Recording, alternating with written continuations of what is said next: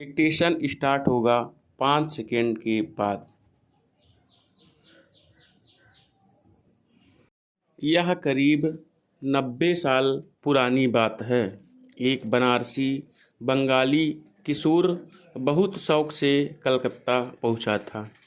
देश की राजधानी रह चुकी वह शहर तब दिल्ली की गुलाबी ठंड से सरोबार थी।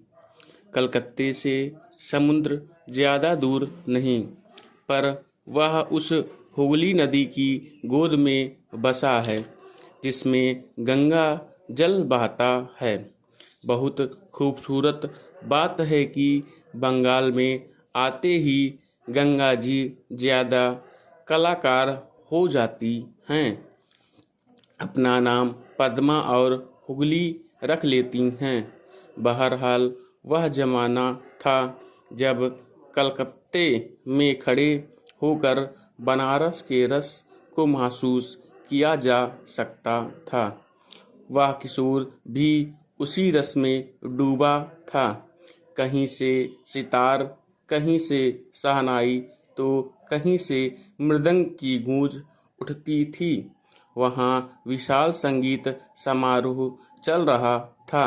देश भर के आला संगीतज्ञ जुटे थे, एक से बढ़कर एक सजीले, खूब चमकदार रंगीन पोशाकें और उन शोभित खूब सारे पदक, उस पर से भारी भरकम गहनों के क्या कहने, मानो किसी राजा की बारात जा रही हो, जिसमें खूब सारे राजा राजकुमार आए हों।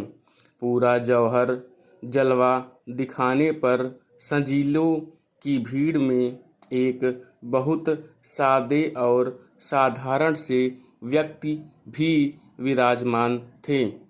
उन पर किशोर की नज़र रह ठहर जाती थी। वह किशोर 4 साल से नर्तकी की दुनिया के वासी थे।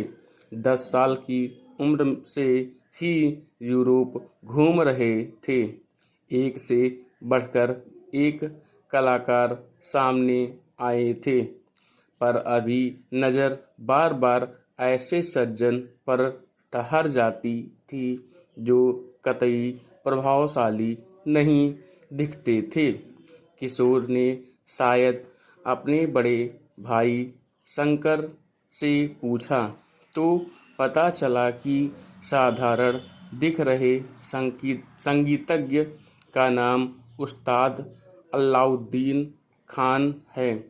कई तरह के साज बजाते हैं, किसी संत की तरह रहते हैं।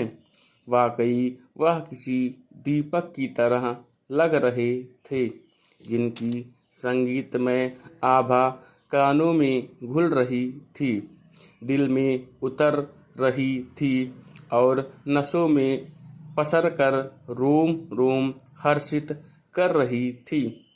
शायद शारदा माँ की पावन भूमि मैहर से आए उस्ताद का संगीत सामने आया।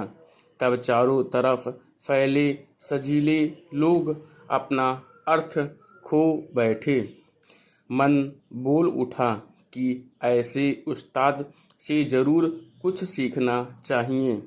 बड़े सौभाग्य की बात रही कि उदय शंकर की गुहार पर उस्ताद नृत्य मंडली के साथ यूरोप जाने को तैयार हो गए। अब तो उस किशोर को उस्ताद के साथ सुबह शाम रहने का मौका मिल गया। कभी कभी किशोर के मन में होता था कि वह अलाउद्दीन खान को विधिवत उस्ताद बना ले, तो कभी किशोर मन का कच्चापन हावी हो जाता था। उस्ताद बोलते थे, तुम पहले तय करो कि करना क्या है, सीखना क्या है।